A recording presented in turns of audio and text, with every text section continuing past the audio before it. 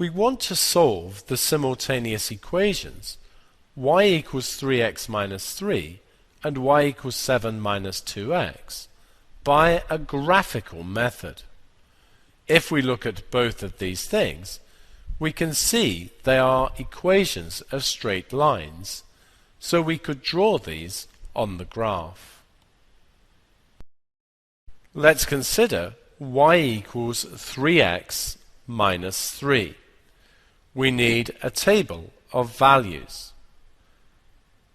I usually take 3 values, even though for a straight line, strictly speaking, we only need 2.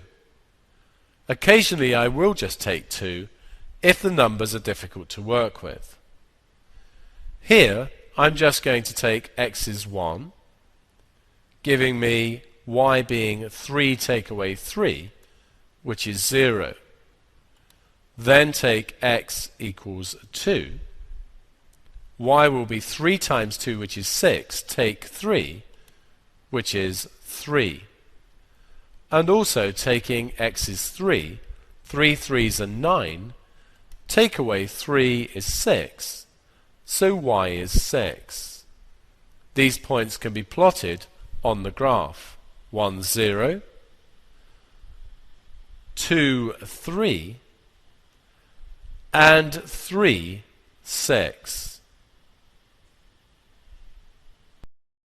We need a straight line which goes through these points.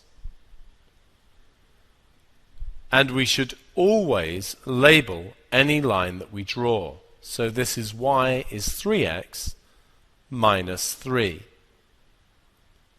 Now consider y equals 7 minus 2x. Once again, we need a table of values. If x is 0, y is 7 to take away 0, which is 7. If x is 1, y is 7 to take away 2, which is 5. And if x is 2, we have 7 take 4, which is 3.